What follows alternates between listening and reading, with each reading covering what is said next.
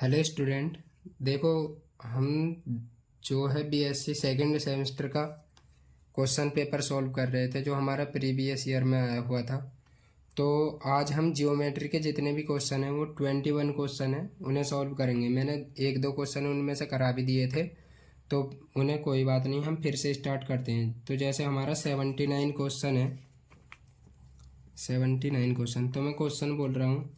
If cos alpha cos beta cos gamma are direction cosine of straight line, then हमें value बतानी है sine square alpha plus sine square beta plus sine square gamma.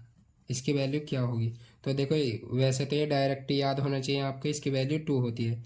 लेकिन आपको पता है जब हमारे कॉस एल्फा कॉस बीटा और कॉस गामा जब हमारे किसी लाइन के ये डायरेक्शन कोसाइन है, तो इनका स्क्वायर जो है यानी cos square alpha plus sine cos square beta plus cos square gamma, ये 1 के बराबर हो जाएगा। और उसके बाद में यहाँ से हम फॉर्मूला लगाएंगे, कॉस स्क्वायर थीटा बराबर होता है 1 माइनस साइन स्क्वायर थीटा। तो देखो, यहाँ से रखेंगे इसके प्लेस पर, तो ये हो जाएगा 1 माइनस साइन स्क्वायर एल्फा, और यहाँ से हो जाएगा 1 माइनस साइन स्क्वायर बीटा, और यहाँ से हो जाएगा 1 माइनस साइन स्क्वायर गामा बराबर हो जाएगा 1।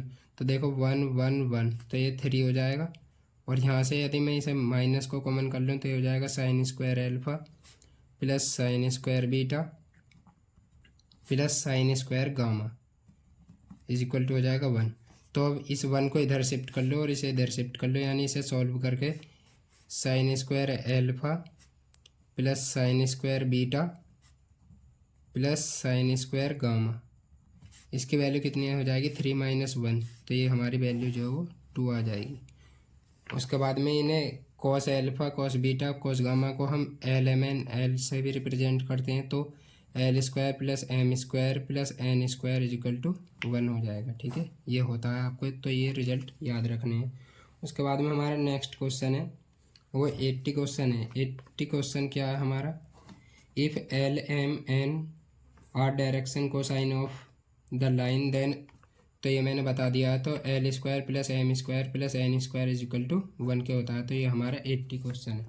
उसके बाद में direction cosine of the line which is equally inclined on the axis, तो इसके डायरेक्शन कोसाइन जो हमारे होते हैं plus minus 1/√3 coma plus minus 1/√3 और प्लस माइनस 1/√3, लेकिन हमें ऑप्शन में दे रखे हैं केवल प्लस वाले, तो इसलिए ये जो है हमारा वो करेक्ट आंसर हो जाएगा, यानी 1/3 प्लस 1/3 और 1/√1/3, यानी 1/√3 1/√3 1/√3, ये हमारे डायरेक्शन कोसाइन हो जाएंगे लाइन के।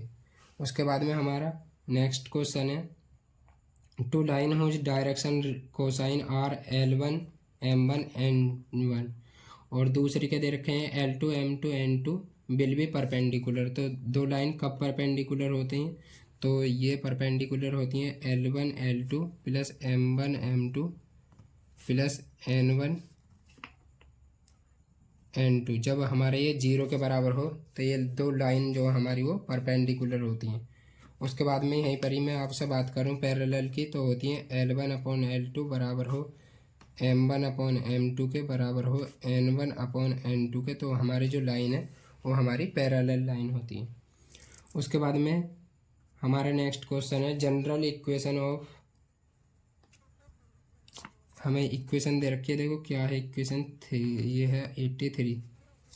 तो इक्वेशन है हमारी ax² plus 2hxy plus by² plus 2gx plus 2fy plus c is equal to represent a parabola. तो ये पैराबोला को देखो यहीं पर ही बता देता हूँ मैं। वैसे तो मैंने पिछली वीडियो में आपको बता दिए थे ये कब किस चीज़ को रिप्रेजेंट करेंगे, लेकिन पैराबोला को ये रिप्रेजेंट करेगी जब h² बराबर हो हमारा AB के, या h² माइनस AB जो हमारा वो 0 के बराबर हो, तो ये पैराबोला को रिप्रेजेंट करेगी। जो मेन होते हैं 3 उन्हें बता रहा हूँ। और h² माइनस AB जब ग्रेटर देन 0 के हो तो ये हमारे हाइपरबोला को रिप्रेजेंट करेगी, हाइपरबोला। प्लस यहाँ पर कंडीशन क्या होती है, हमारा डेल जो होता है वो डिटर्मिनेंट वो जीरो के इक्वल ना हो, del is not equal to zero. और यदि एच स्क्वायर माइनस ए भी हमारा ग्रेटर देन जीरो के है और साथ में ए प्लस बी भी जीरो है और ये वाली कंडीशन भी A plus B is equal to zero और डेल बराबर जीरो ना हो, तो ये हमारा रेक्टेंगुलर हाइपरबोला को रिप्रेजेंट करता है, रेक्टेंगुलर हाइपरबोला को, हाइपरबोला। उसके बाद में जब हमारा h square minus a b ये हमारा लेस देन जीरो के हो, तो ये हमारे इलिप्स को रिप्रेजेंट करती है इक्वेशन, ठीक है, इलिप्स को। ये 3-4 ये हमारे इम्पोर्टेंट है, तो ये याद रखना, बाकी मैंने आपको पिछली वीडियो में बता दिए थे।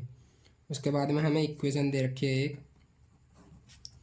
L x plus m y plus n z is equal to p is plane.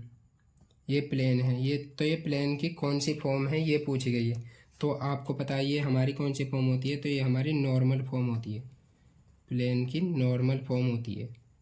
तो इसका आंसर जो वो हमारा बी जो है वो करेक्ट आ जाएगा, नॉर्मल फॉर्म। उसके बाद में इंटरसेक्ट फॉर्म दे रखी है हमारी ऑप्शन में, तो इंटरसेक्ट फॉर्म होती है x upon a plus y upon b plus z upon c is equal to 1। तो ये हमारी इंटरसेप्ट फॉर्म होती है, जहाँ पर ए बी सी जो है क्या है, एक्स एक्सिस वाई एक्सिस और जेड एक्सिस पर कटे इंटरसेप्ट है।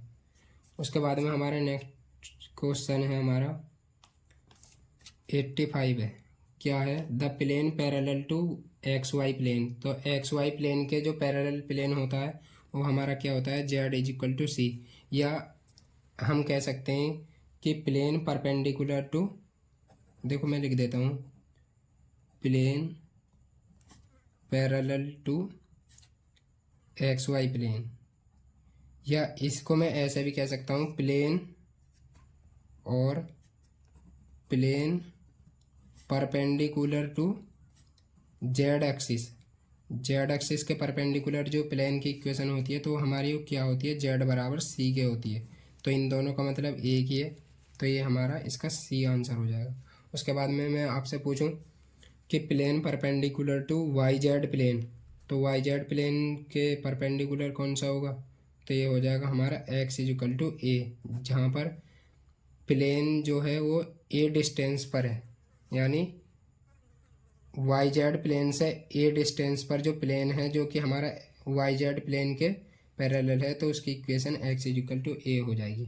उसके बाद में हमारा नेक्स्ट क्वेश्चन है, the equation of plane parallel to X axis. तो एक्स एक्सिस के पैरेलल जो प्लेन की इक्वेशन है वो क्या होती है हमारी, B X plus C Z plus D is equal to zero होती है। ये हमारी किसके पैरेलल होती है, यहाँ पर बी वाई आता है, ठीक है, ये हमारी पैरेलल टू एक्स एक्सिस होती है। उसके बाद में पैरेलल टू वाई एक्सिस की बात करूँ तो ये होती है ए एक्स प्लस, उसमें वाई वाली टर्म नहीं आती, C Z plus D is equal to zero. ये किसके है, पैरेलल टू वाई एक्सिस। उसी प्रकार से आप जेड एक्सिस के लिए निकाल लेना।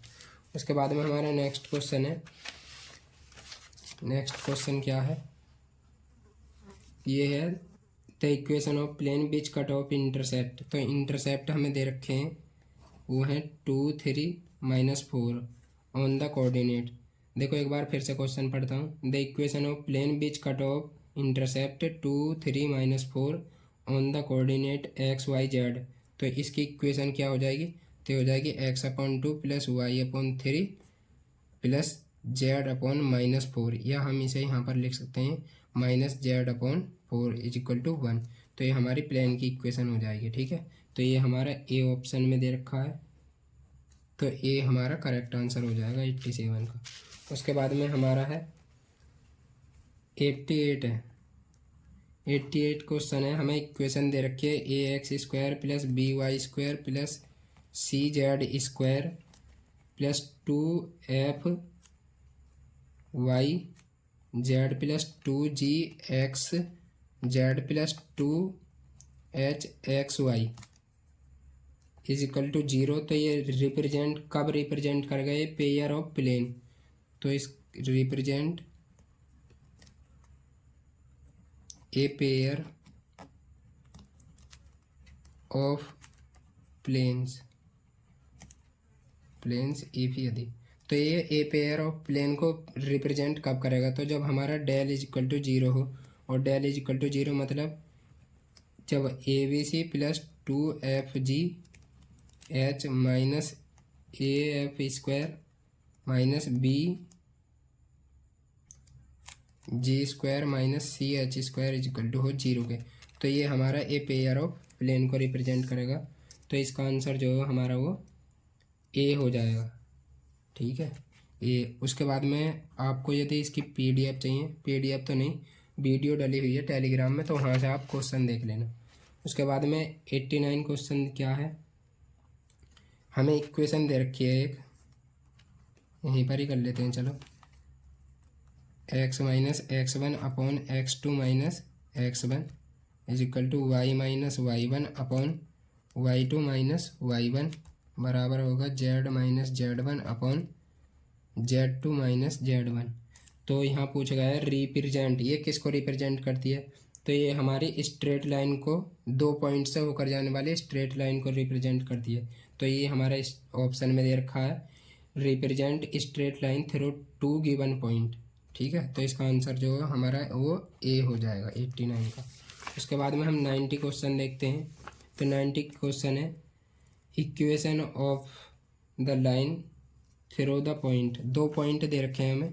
तो देखो इस वाले फॉर्मूले से ही जो अभी था, 2 दे रखे हैं, एक तो 4 माइनस 5 और माइनस 2, और दूसरा पॉइंट है हमारा, दूसरा पॉइंट है -1 5 और 3। तो ये 2 पॉइंट दे रखे हैं हमें, इनसे होकर जाने वाली स्ट्रेट लाइन की इक्वेशन फाइंड करनी है। तो देखो वो क्या हो जाएगी, x माइनस x1 के प्लेस पर कितना 4 अपॉन x2 माइनस x1, तो ये -1 और -4, तो ये हो जाएगा -5 इज इक्वल टू हो जाएगा y माइनस y1, तो यहाँ -5 है, तो ये हो जाएगा +5 अपॉन 5 माइनस 5 और यहाँ पर माइनस है, तो ये हो जाएगा 10 इज इक्वल टू होगा z माइनस z1, तो ये हो जाएगा +2 अपॉन 3 +2 5। बट ये जो आंसर है हमारा किसी में भी नहीं दे रखा है ये वाला आंसर, तो इसका जो आंसर है वो हमारा नन ऑफ दीज आ जाएगा, नन ऑफ दीज, यानी डी जो है हमारा वो करेक्ट आंसर हो जाएगा। और देखो इसके प्लेस पर हमारी जो इक्वेशन थी वो ये भी हो सकती है, क्या हम इस वाले को फर्स्ट पॉइंट मान ले में और इसको सेकंड, तो इक्वेशन हो जाएगी x+1 अपॉन x2, अब हमारा ये हो जाएगा, तो 4 + 1 तो 5 is equal to y minus 5 upon -5 और -5 माइनस का 10 बराबर हो जाएगा z माइनस 3 अपॉन -2 और -3, तो ये हो जाएगा -5। तो ये भी हमारी एक स्ट्रेट लाइन की इक्वेशन हो जाएगी जो कि इन दोनों पॉइंट से होकर जाती है, ठीक है। तो ये भी हमारा किसी ऑप्शन में नहीं दे रखा है, तो इसलिए नन ऑफ दीज जो हमारा वो आंसर हो जाएगा 90 का।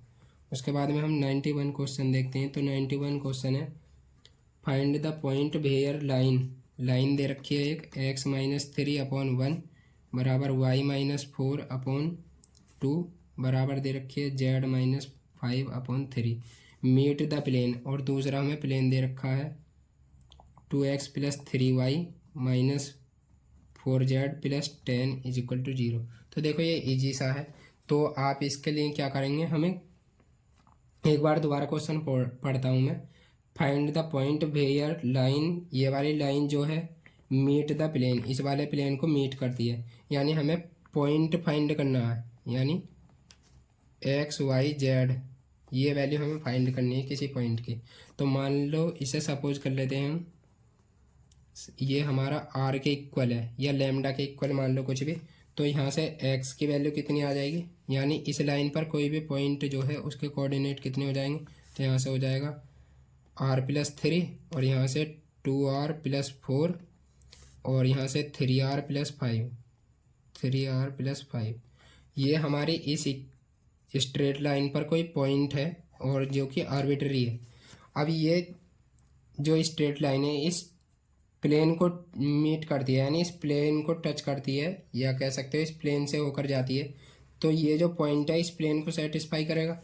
तो इसमें ये वाली जो वैल्यू है ये हमारी एक्स की हुई, ये वाई और ये जेड, ये वैल्यू इसमें पुट कर देंगे हम।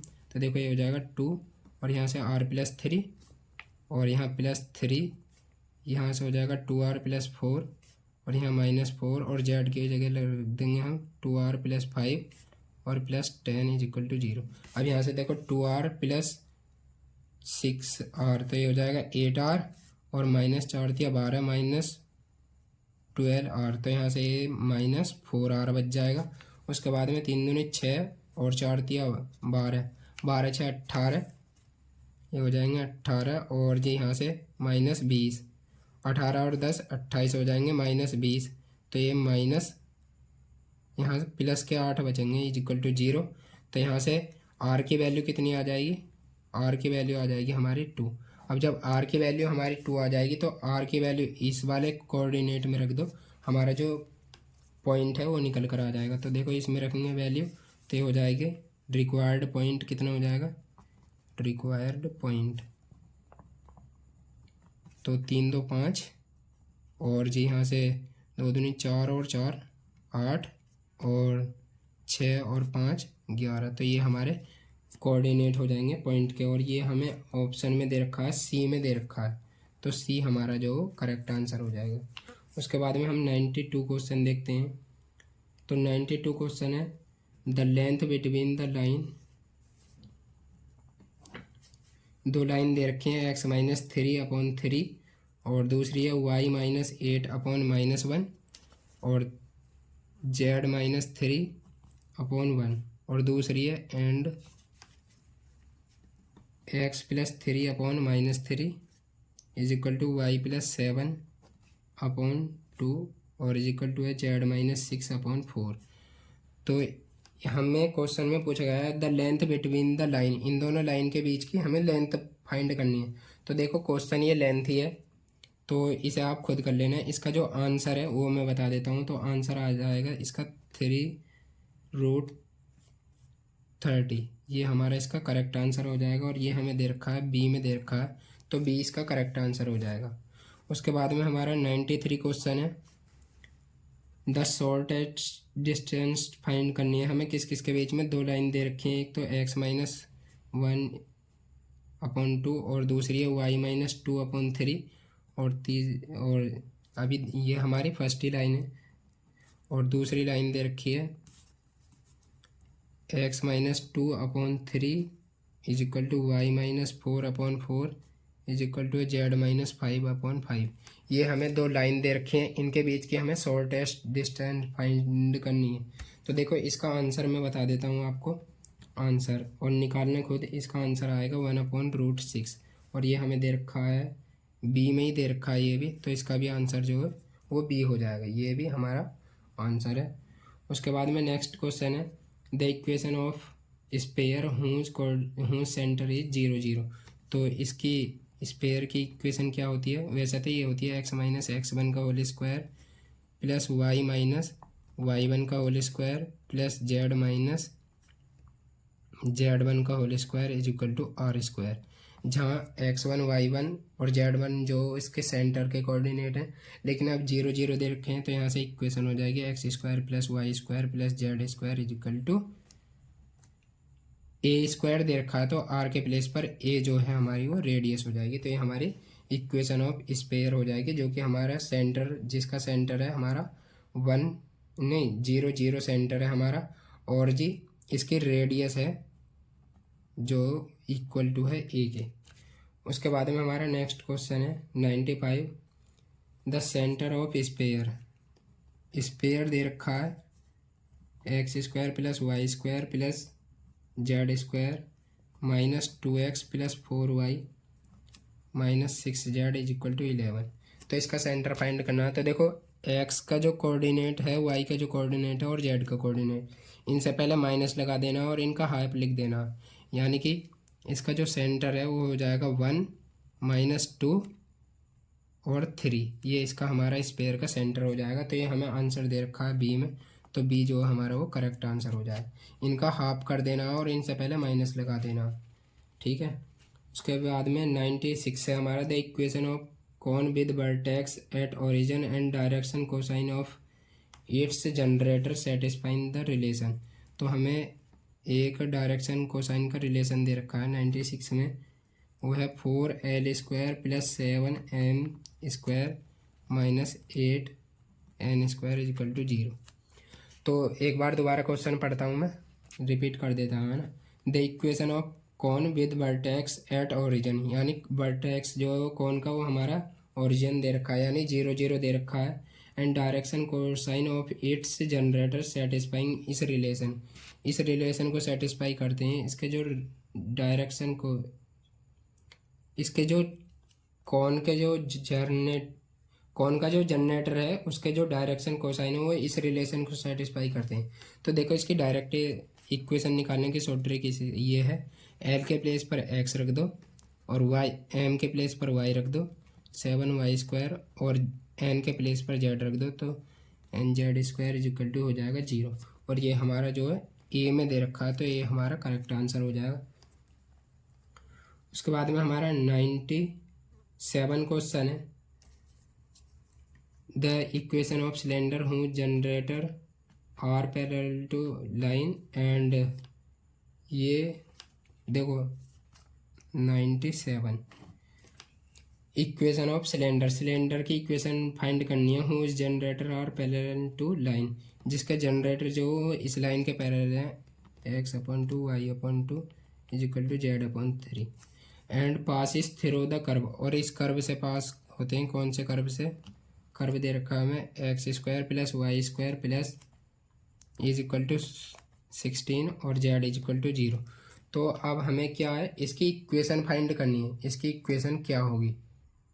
तो देखो मैं इसका आंसर लिख देता हूँ सीधा, सॉल्व आप कर लेना, क्योंकि मैं इन्हें सॉल्व नहीं करा सकता, काफ़ी लंबे लंबे हैं और फिर मुझे रिवीजन मारे हुए भी, रिवीजन भी नहीं मारा है मैंने। तो यहाँ से देखो इसका जो आंसर है वो हो जाएगा 9x² plus 9y² plus 5z² minus 12xy, xy नहीं है यहाँ पर yz है, और minus 6zx is equal to 144। ये हमारा ए दे रखा है और यही हमारा करेक्ट आंसर है, ठीक है।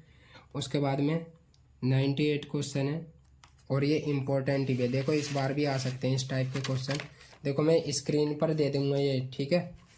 ये इक्वेशन होती हैं 10-11 इक्वेशन है, तो स्क्रीन पर आ जाएंगी यहीं पर ही, तो उन्हें लिख लेना। तो 98 क्वेश्चन है, हमसे पूछा गया है x² / a² plus y² / b² plus z² / c² is equal to 1 equation of. तो ये किसकी इक्वेशन है, तो ये हमारी इलिप्सोइड की इक्वेशन है, इलिप्सोइड की इक्वेशन है। और उसके बाद में हमारा 99 क्वेश्चन है, what is the condition that plane LX plus MY plus NZ may be the tangent to the parabola. तो इसका करेक्ट आंसर देखो मुझे कंफर्म नहीं पता है। उसके बाद में हमारा 100 क्वेश्चन है, the locus of conjugate diameter of ellipse x² plus x² / a² plus y² / b² plus z² / c² is. तो हमें ये इलिप्सोइड दे रखा है, यही वाला इलिप्सोइड है same, locus of equal conjugate diameter of ellipsoid. तो इसका आंसर क्या होगा, इसका भी देखो कंफर्म मुझे नहीं पता है। इसके आंसर जो हैं वो मैं आपको बता देता हूँ। पहला है कॉन, दूसरा है बी हमारा स्पेयर, और सी है हमारा सिलेंडर, और डी है हमारा नन ऑफ दीज। तो आप देख लेना, ठीक है। बाकी इनकी जो PDF है वो आपको टेलीग्राम के ग्रुप में मिल जाएगी। उसके बाद में आपको वीडियो जैसी भी लगी हो कमेंट में बताना। और अपने पेपर के तैयारी के लिए आपको क्या करना है, देखो फर्स्ट बुक अच्छे से करके जानी है, और मैकेनिक्स में जितना भी कर लिया वही सफिशिएंट है। देखो यहाँ से मैं इसे स्क्रीन पर लगा दूंगा अभी, तो उन्हें ज़रूर करके जाना, वहाँ से 1-2 क्वेश्चन मिल जाएंगे। और इसके बेस पर आपको ये तो पता चली गया होगा कि मैकेनिक्स से कैसे क्वेश्चन आए हैं पिछली बार। तो आज के लिए इतना ही रहने देते हैं। बेस्ट ऑफ लक आपके एग्ज़ाम के लिए। जय हिंद, जय भारत।